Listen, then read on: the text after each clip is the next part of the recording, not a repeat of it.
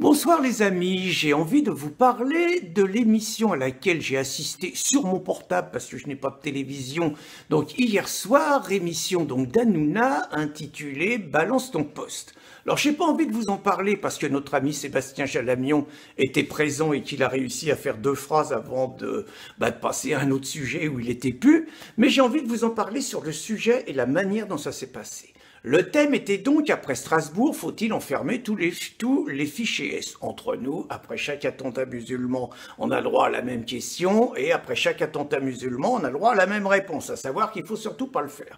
Donc là, on a eu droit exactement au même cinéma, avec en présence de Karim Zeribi, en présence de Mounir Majoubi, secrétaire d'État aux nouveaux médias, et en présence de Jimmy Mohamed, un ancien grande gueule assez haineux par ailleurs, et dans le rôle de l'idiot utile des musulmans, Éric Nolot égal à lui-même.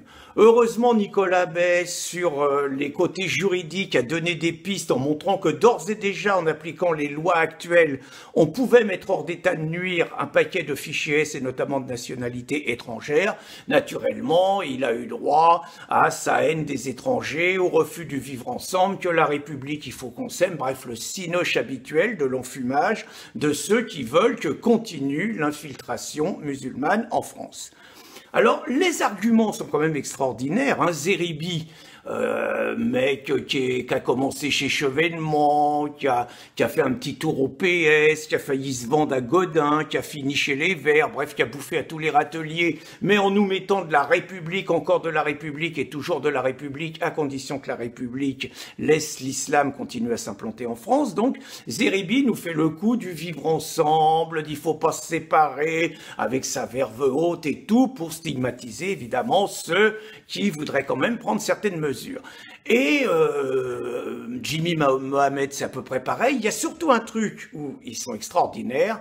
Ils vous font le coup de l'assassin n'est pas un musulman et ne confondez pas islam et islamiste, sinon vous nous stigmatisez. Alors l'assassin n'est pas un musulman, c'est intéressant quand même, parce que personne ne leur a dit, c'est dommage. Il est peut-être pas un musulman quand il tue, mais quand il est enfermé, quand il est enterré une fois qu'il a tué, une fois qu'il a été tué, une fois que c'est terminé, il est enterré dans des carrés musulmans, et il n'y a pas de problème. Donc le débat, et Pierre Martinet, qui est un spécialiste du renseignement, a essayé de développer que ceux qui faisaient ça au nom de l'islam, au nom d'Allah, étaient bien des musulmans, que c'était incontestable. Il n'a jamais pu aller au bout de son intervention.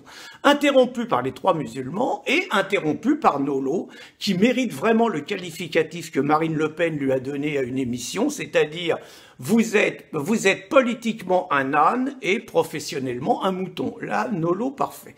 Donc voilà, on a fait passer un message d'enfumage pendant 1 heure, où donc la conclusion c'est que les fichiers S peuvent continuer à nous tuer, il n'y a pas de problème, parce qu'on respecte l'état de droit, et que naturellement, ceux qui crient à la Akbar en nous tuant ne sont pas des musulmans. Donc bien évidemment, conclusion, ça vaut pas le coup de mettre les pieds à des émissions pareilles. Au revoir les amis.